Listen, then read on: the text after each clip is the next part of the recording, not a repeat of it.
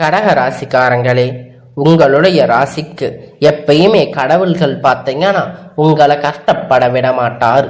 அதுலேயும் இந்த முருக பெருமான பார்த்தீங்கன்னா கஷ்டப்படவே விட மாட்டாரு. ஆனா என்னப்பா சொல்றீங்க, நீங்க என்னென்னமோ சொல்லிட்டு இருக்கீங்க, முருக பெருமான் என்ன எங்களுக்கு கரிசனமா காட்ட போறாரு. ஆமாங்க கடக ராசிக்காரங்க, நீங்க கஷ்டப்படுறீங்க, நான் இல்லைன்னு சொல்லல.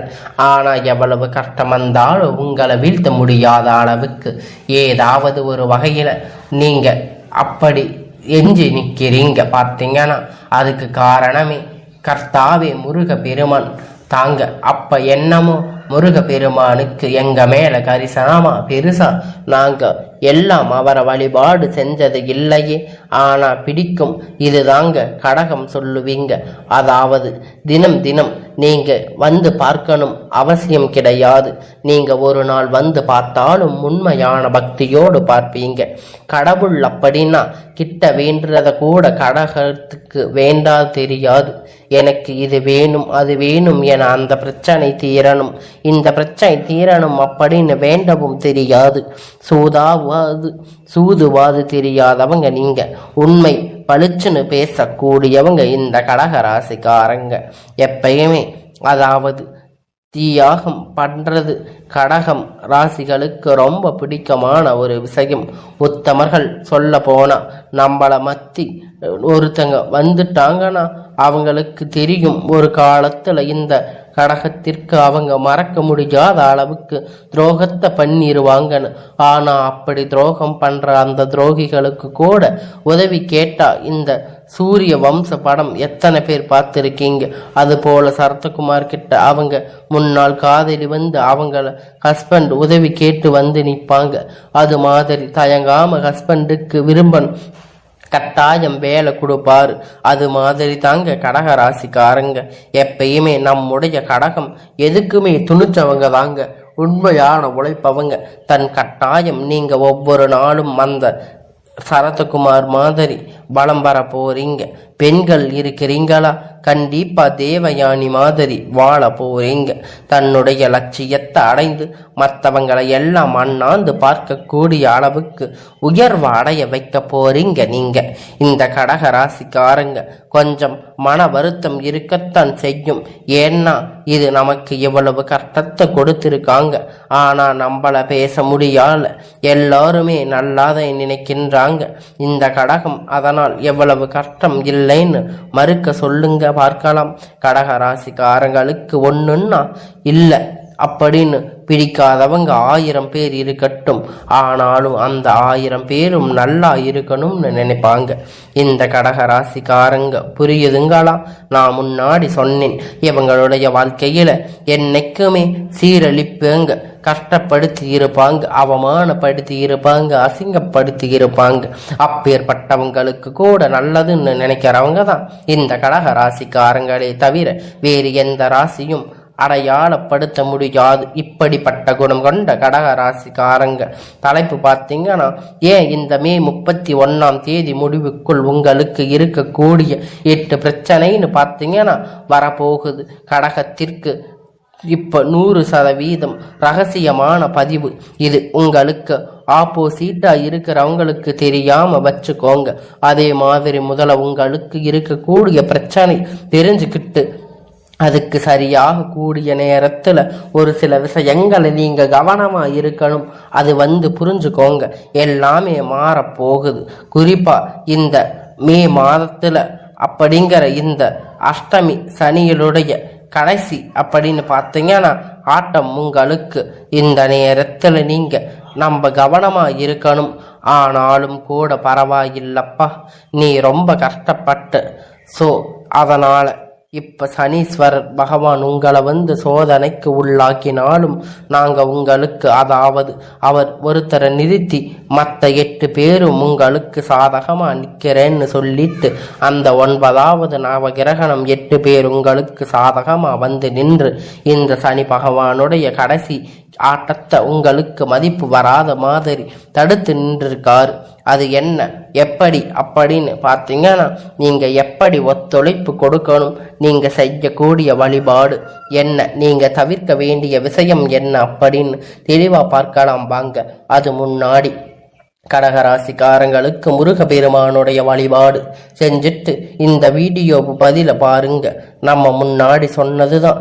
நீங்க அதை ஓம் சரவண பவபாலா ஸ்டார்ட் பண்ணிட்டு எந்த ஒரு மந்திரம் சொன்னாலும் சரி, இல்ல ஓம் முருகப்பெருமானை போற்றி போற்றி முடிஞ்ச அளவுக்கு சரி. ஆனா முருகப்பெருமான வணங்கி இந்த வீடியோவை பதிவை பாருங்க. உங்களுக்கு 2 போன வாழ்க்கை அப்படிங்கிறது ஒரு ரூம்ல போட்டு அடைச்ச மாதிரி இருக்கு இல்லையா? அந்த ரூம் நீங்க ஓபன் பண்ணா வெளிச்சம் இருக்கும் பார்த்தீங்களா? அந்த மாதிரி இந்த வீடியோ பதில் கட்டாயம் கடக ராசிக்கு இருக்க போகுது. ஓஹோன்னு வாங்க. இந்த கடக ராசிக்காரங்க எப்பொழுதும் திருக்காணிக்க பஞ்சகத்தின் படி கால புருஷ தத்துவத்தின் 4வது ராசியாக வலம் வந்திருக்கீங்க. சந்திர பகவான் அதிபதியா கொண்டவங்க ரொம்ப அழகானவங்களாகிருப்பீங்க. இவங்க உடல் தோற்றம் அப்படிங்கிறது இல்லைங்க, மனசுல ரொம்ப அழகானது, குளிர்ச்சியானவங்க. இவங்க கோபப்படுறாங்க அப்படின்னா அதுல பல ஆயிரம் அர்த்தங்கள் அடங்கி இருக்கு. அதை நம்ம புரிஞ்சுக்கணும். பல ஆயிரம் கஷ்டம் முடிஞ்சிருக்கும் அப்படின்னா பல ஆயிரம் தப்புக்களை பார்த்துதான் இவங்க இப்ப இந்த மாதிரி கொந்தளிப்பாங்களே. அவ்வளவு சீக்கிரம் கடக ராசிக்காரங்களுக்கு கோபப்பட மாட்டாங்க. அந்த கோபம் இல்லை, அர்த்தம் கட்டாயம் இருக்கும். அதை புரிஞ்சுக்காதவங்க போய்கிட்டே இருக்காங்க. ஆனா கடகம் அப்படிங்க நினைப்பீங்க. இந்த கடக ராசிக்காரங்க உங்களை பொறுத்த வரைக்கும் கடக ராசி புனர்பூச நட்சத்திரம் 4வது பாதம், பூச நட்சத்திரம் 1000 நட்சத்திரங்கள் உங்களுக்கு இந்த பொது பலன்கள் பொருத்தமாக இருக்கு. இப்ப நான் எப்படிங்க உங்களுக்கு பலன் சொல்லுவேன்? கடகராசியில எத்தனையோ கோடி பேர் இருப்பீங்க. ஆனா எங்கேயோ பிறந்து எங்கேயோ வளர்ந்து ஏதோ ஒரு பேர் ஏதோ ஒரு ஊர்ல வாழ்ந்திருப்பீங்க. உங்களுக்கு எப்படிதான் நான் பலன் சொல்ல முடியும் பொது பலன் சொல்ல முடியும்? நம்ம சொல்லக்கூடிய விஷயம் இத்தனை கடகராசிக்கு இந்த 3 நட்சத்திரங்களுக்கும் பொருத்தமாக. ஓஹோ, கடக ராசிக்காரங்க உங்களுக்கு கிரக நிலை பொறுத்து நான் பலன் சொல்ல முடியும். உங்களுக்கு ஜாதகத்துல கிரகம் நிலை அப்படிங்கிறது 9வது நவகிரகணம் எங்கே உட்கார்ந்து இருக்கோ முதல் விஷயம் தைரியமா வீரியமான ஸ்தானத்துல பாம்பு கிரகணமும் சொல்லக்கூடிய இந்த கேது ராகுவோ இருக்காங்க. அதனால எப்போதுமே இந்த கடக ராசிக்காரங்க பார்த்தீங்கன்னா எப்பொழுதும் பாதுகாப்பாக இருக்கணும் அப்படின்னு சொல்லுவாங்க. எங்க உட்கார்ந்து முதல் விஷயம் தைரியமான ஸ்தானம் அப்படின்னு சொல்லக்கூடியவங்க ஓரளவுக்கு மட்டுமே.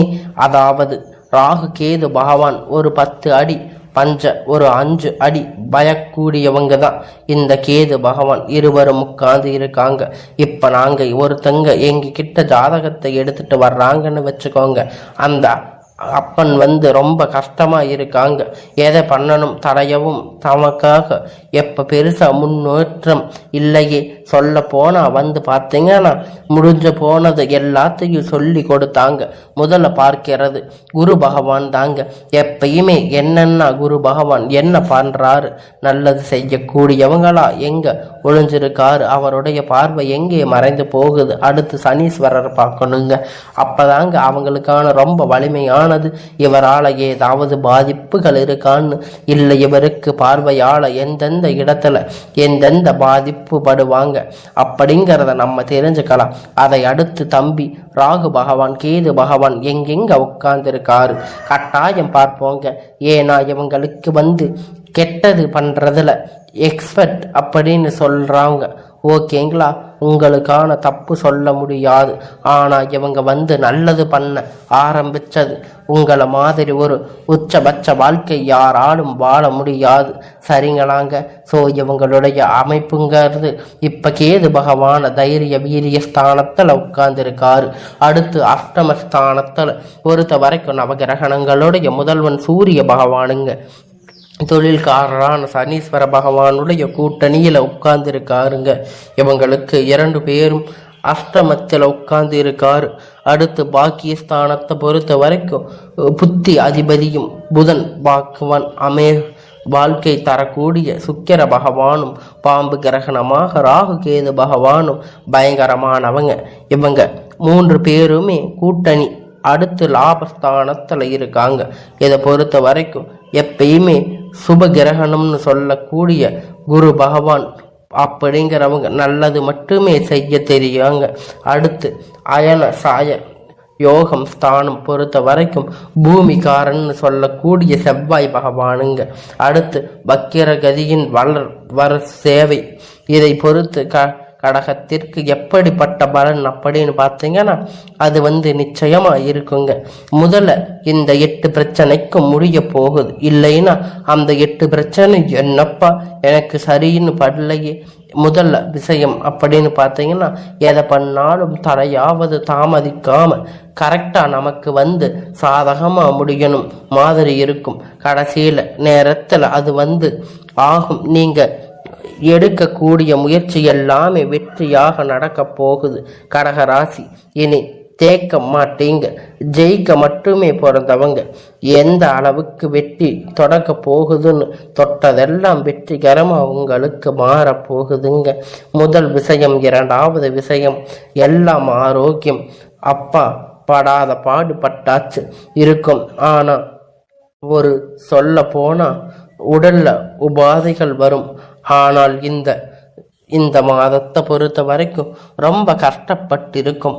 ஆனால் அந்த உடல் அப்படிங்கிற ஆரோக்கியம் பார்த்தீங்கன்னா இப்போ மேம்பாடுகள் ஆகுது. ஆனால் அடுத்து 3வது விஷயம் அப்படின்னு பார்த்தீங்கன்னா இந்த கடக ராசி மனம் சரியா இருந்துச்சுன்னு வச்சுக்கோங்க. எப்பேற்பட்ட பிரச்சனையா இருந்தாலும் அசால்ட்டா சமாளிப்பீங்க. அப்படி உங்களுக்கு ஒரு விதமான ஒரு நன்மை அப்படின்னு பார்த்தீங்கன்னா அது உங்கள் மனசு தாங்க. நீங்கள் எப்போதுமே உங்கள் மனசை மட்டும் பத்திரப்படுத்தி வச்சுக்கோங்க. ஏன்னா உங்கள் மனசு சுத்தமாக இருந்துச்சுன்னா போதும், உங்களுக்கான எல்லா தெளிவும் உங்களுக்கு நன்மையாக அடங்கும். இந்த கடக ராசிக்காரங்களுக்கு எப்போ வேணா உடல்நிலை சரியில்லாமல் போகலாம். ஆனால் நீங்கள் அதையெல்லாம் கவனித்து சரியாக இருக்கணுங்க. கடக ராசியை பொறுத்த வரைக்கும் எப்பயுமே எந்த ஒரு விஷயத்தையுமே பதட்டப்படக்கூடியவங்க தாங்க நீங்கள். ஆனால் கடக ராசிக்காரங்க எதுக்குமே பயப்படக்கூடியவங்களா இருக்க மாட்டீங்க. எல்லா விஷயத்துக்கும் துணிஞ்சதா இருப்பீங்க. ஆனா நீங்க படாத கஷ்டத்தை எல்லாம் பட்டுட்டு இப்ப இருக்கக்கூடிய வாழ்க்கையில சீரும் சிறப்புமா வாழ போறீங்க. அப்படிங்கிறதுல எந்த விதமான மாற்று கருத்துமே இல்லைங்க. இப்ப இன்னி வரக்கூடிய நாட்கள்ல உங்களுக்கு எல்லாம் நல்ல விதமாக நல்ல காரியங்கள் எல்லாம் நடக்கும். சுப நிகழ்ச்சிகள் எல்லாம் வீட்டில் நடக்க போகுதுங்க. நீங்க ஏகப்பட்ட கஷ்டத்துல இருந்து இப்ப மறு வாழ்க்கை வாழ்றது மாதிரி நீங்க ஒரு சிறப்பான வாழ்க்கையை வாழ ஆரம்பிக்க போறீங்க. அதுல எந்த ஒரு பிரச்சனையுமே இல்லாம உங்களுக்கான அனைத்தும் உங்ககிட்ட சேர போகுதுங்க. உங்களை இத்தனை நாள் இப்படி இருந்தவன் அப்படி இருந்தவர்னு சொன்னக்கூடியவங்கெல்லாம் இப்ப உங்க வாழ்க்கைய பார்த்துட்டு இவங்க என்னப்பா இப்படி ஆயிட்டாங்க, இவங்களுக்கு என்ன ஆச்சு, திடீர்னு இவ்வளோ பெரிய நிலைமைக்கு உயர்ந்து வந்துட்டாங்களே அப்படின்னு ஊர்க்காரங்க உறவினர்கள் எல்லாம் பார்த்து பொறாமப்படக்கூடிய அளவுக்கு உங்க வாழ்க்கை எப்படிங்கிறது மேல் நோக்கி செல்ல போகுதுங்க. கடகராசிக்காரங்க நீங்க படாத கஷ்டமெல்லாம் பட்டு இருப்பீங்க தான். ஆனா இப்ப கூட அந்த கஷ்டத்துல இருந்திருப்பீங்க தான். ஆனா இருந்தாலுமே இப்ப கஷ்டத்துல இருந்தாலும் இனி வரக்கூடிய காலம் அப்படிங்கிறது உங்களுக்கு இன்னும் சீரும் சிறப்புமா வரப்போகுதுன்னு சொல்லலாங்க. அதே உங்க கிட்ட இப்ப நீங்க சந்தோஷமாதான் இருக்கிறீங்க அப்படின்னா இனி வரக்கூடிய காலத்துல இன்னும் மகிழ்ச்சியாக இருக்க போறீங்கன்னு அர்த்தங்க. நீங்க எப்போதுமே சந்தோஷத்துக்கு உங்களுக்கு குறைச்சல் இருக்காது. ஆனால் அப்பப்ப உங்களுக்கான மருத்துவ செலவு அப்படிங்கிறது அடிக்கடி அது போகுங்க. அதனால உடல்ல இருக்கக்கூடிய உபாதைகள்னால உங்களுக்கு பிரச்சனை வரலாங்க. அதை நீங்க பார்த்துக்கிட்டீங்கன்னா இந்த கடக ராசிக்காரங்களுக்கு வேற எந்த தொந்தரவுமே இருக்காதுங்க. உங்க வாழ்க்கை எப்பயுமே சீரும் சிறப்புமா அமோகமான வாழ்க்கை அப்படிங்கிறது இந்த கடக ராசிக்காரங்களுக்கு தான். கடக ராசிக்காரங்க முருக வழிபாடு செஞ்சீங்கன்னா உங்களுக்கான அனைத்து விதமான பிரச்சனைகளும் உங்களுக்கு தீருங்க.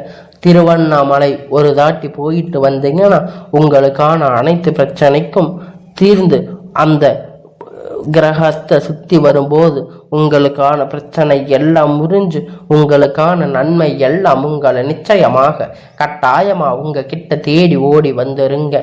உங்களுக்கான நல்ல வாய்ப்பை நீங்க பயன்படுத்தி உங்களுக்கான வாழ்க்கையை நீங்க சந்தோஷமா வாழ பழகுங்க.